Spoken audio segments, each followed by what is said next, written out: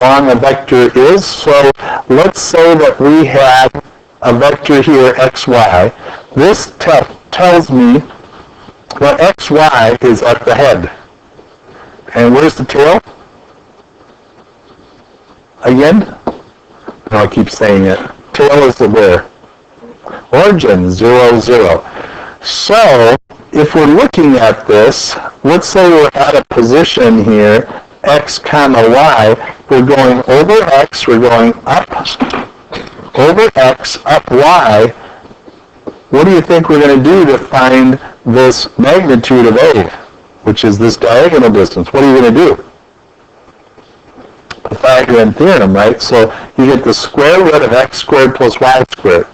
And if you pull this out of the board, 90 degrees, and go in, you have 3 dimensions. It's just going to be x squared plus y squared plus z squared.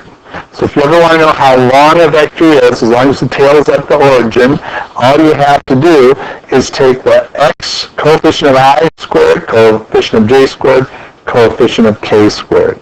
So let's do that. Here's negative 2, 3, negative 1. So we're going to take negative 2 and square it. We're going to take 3 and square it. And then we're going to take negative 1 and square it. That's going to be equal to square root 4 plus 9 plus 1, which is the square root of 14. That's how long that vector is. Isn't that easy? It's like math dream come true. Super easy stuff. So you try this one. Let's say vector u was 3i plus 4i plus 4j plus 5k.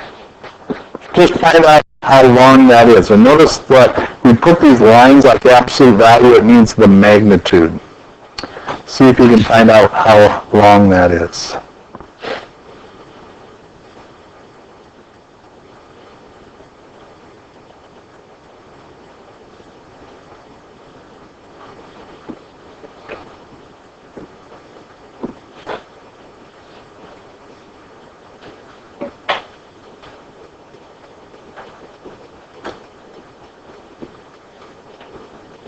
So you get square root of 50? So it'll be 9 and 16 is 25, plus 5 squared is 25.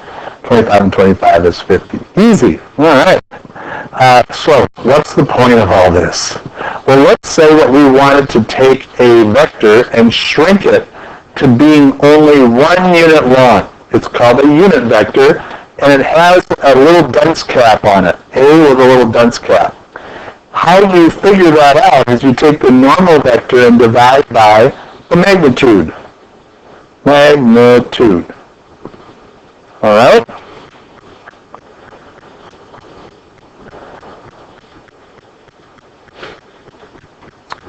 So let's say that we have, on this next page, a vector u. Here's a little vector I, a little vector j, a little vector k, and it has the coefficients 1, 2, negative 1, 2, negative 1. You find the magnitude of this vector u. Go for it.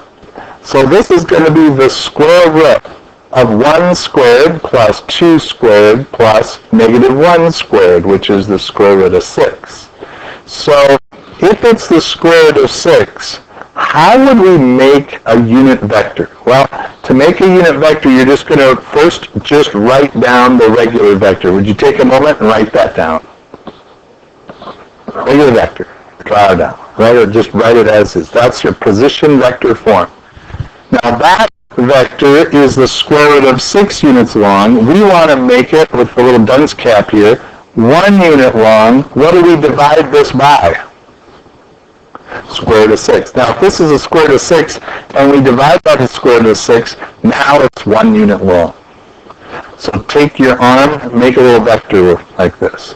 Now, with your other hand, make a little pointer parallel to it. That's the unit vector. Still the same direction, and it's 1 unit long. That's what we just made. So why would you ever do that? I mean, would you ever need something like this? You might say no, but let me just tell you something. Did you know that, how many of you have sent a package through FedEx in the last week or received something from FedEx?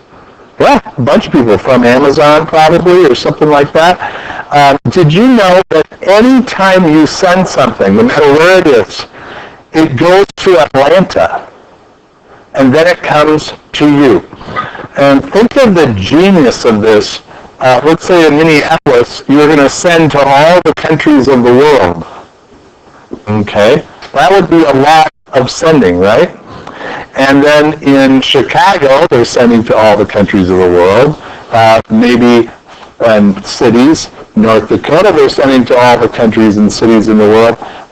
Fargo, every city's doing that. Look at how much more efficient it is, and this was the breakthrough idea of FedEx, is that every city receives from an area and sends it to Atlanta.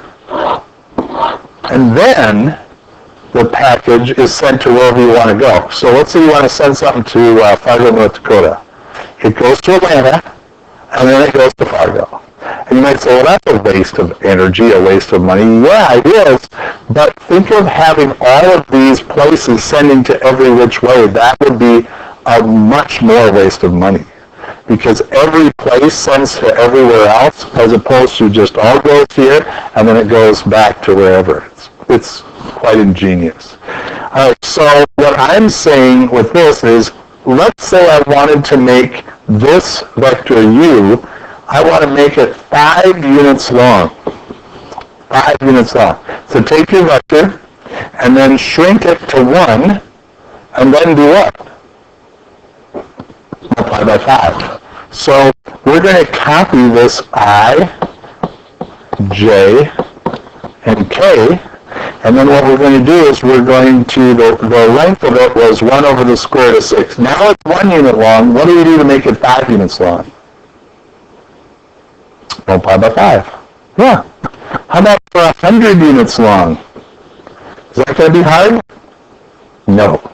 It's I, J minus K. You just copy that position form, and then instead of saying 5 over the square root of 6 or 1 over the square root of 6, what's it going to be for 100 units long?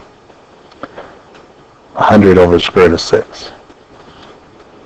Yeah, just a quick catch of the symbol here should be 5 times the unit vector, 100 times the unit vector. Good. Product. So with a scalar product, what the idea is, was that in here that somebody asked me, Owen, was it you that asked me how to multiply, can you multiply vectors? Maybe it wasn't you, but it was somebody, maybe it was the next hour. Can you multiply vectors? We can add vectors, we can subtract vectors, we can make multiples and add and subtract, but can you just flat out multiply them? And the answer is, no, you can't. Well, you can, but you'll get nonsense for answers. If you just multiply these numbers, let's say A was 1, 2, 3, and B was 2, 5, 9. If you just multiply 1 times 2, 2 times 5, 3 times 9, you don't get anything that makes any sense. But in the conjunction with this formula, you will get something that makes sense. So this is a formula that relates this dot product, which is the magnitude of the one, magnitude of the other, times the cosine of the angle, gives you this dot product. And this dot product does actually take 1 times 2, 2 times 5, and 3 times 9. But we're going to see how it works and why it works.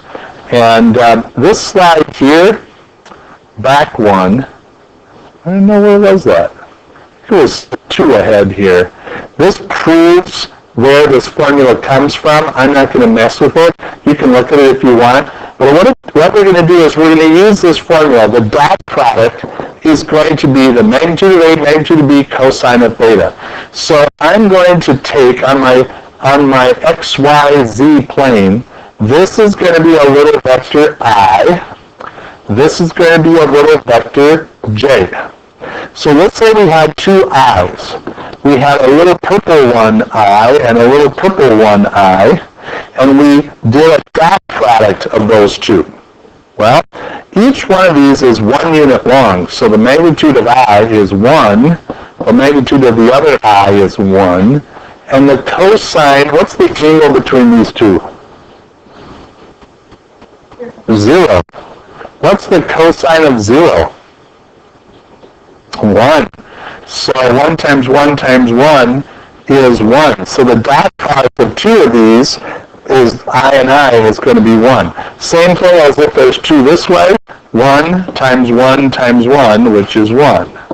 And same with outward. This will also be 1. So I times dot I, j dot j, k dot k will be equal to 1. Now, if you do an I and a j, I and a j have what angle in between them? What's that angle? 90. So each of them has a magnitude of 1, but the angle is 90. And what's the cosine of 90? What's the cosine of 90? Up here? 0. So I dot j will be 0. J dot k will be 0. I dot k will be 0. Anything that doesn't match I, j, j, k, k will be 0. So we're going to go to this next slide, and I know this is a hassle, but we're going to do it. You will not remember this formula unless you kind of play with it a little bit. We're going to take a vector x1, y1, z1, and x2, y2, z2, and just multiply them together. We're going to FOIL it. Okay? And this will be a little bit of work, but we can do it. We're going to FOIL these 3. So you have x1, x2, I dot I. I dot I. Then we're going to have x1, y2, and that will be I dot j. And then we'll have x1, z2, x1, z2, and that's going to be I dot k.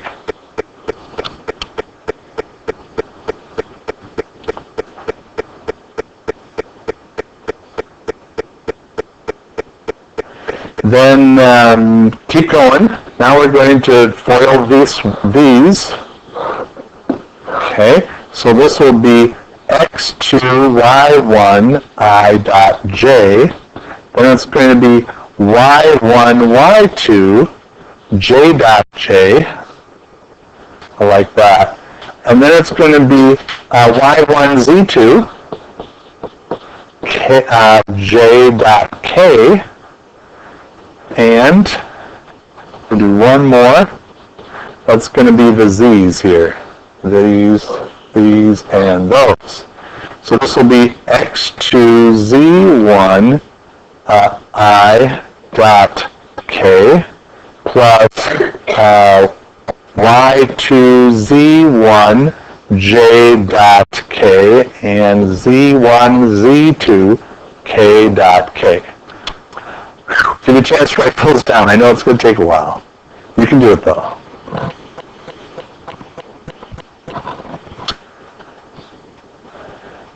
Anywhere where the ij, ik, jk is, those dot products will all go to 0. So this is going to be 0, 0, 0, 0, 0, and 0. Anywhere where you have an I dot I or j dot j or k dot k, those will go to 1. So that's just going to be x1 times x2 plus 0 plus 0 plus 0 plus y1 times y2 plus 0 plus 0 plus 0 plus z1 times z2. And that is the dot product of A dot B. So yeah, you just multiply across the x's, the y's, and the z's. And that gets you the dot product. But who cares about the dot product? What's the purpose of it? Well, the purpose of it is to get to the cosine of theta is going to be the dot product over the magnitude of A over the magnitude of B. That will get us this special angle, and I have just enough time to finish it. We're going to go to one quick example here. I have vector A as 3, negative 1, 5. Vector B is negative 2, 4, negative 1. And what we're going to do first is find the magnitude of A. That's the square root. Do you remember this? 9 plus 1 plus 25. I think that's the square root of 35. Can you tell me what the magnitude of B is going to be? Square root of what? 21. Super. And then for the dot product, you're going to take these two, 3 times negative 2. Then you're going to add the product of these two, negative 1 times 4. And then you're going to add the last one, 5 times negative 1. 5 times negative 1. So that's just going to be negative 6 minus 4 minus 5. I think that's negative 15. So if we want to find the cosine of the angle to earn our father-in-law's love, you'll just go the dot product. I'm going to write the formula first, just so you can see it. The dot product is negative 15 over square root of 35 over square root of 21. Take your calculators out. Would you give me that? Negative 15 over square root of 35, square root of 21. I think it's going to be around negative 0.5 something. What did you get?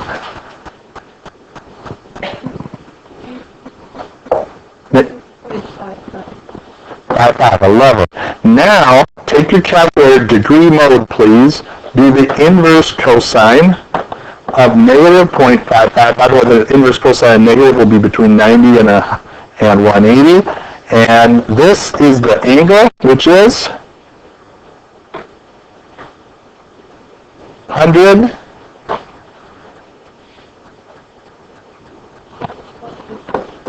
by 124 degrees. Amazing. This thing works. So for tomorrow, take a look at day 4. You should be able to do a, sign up day 4.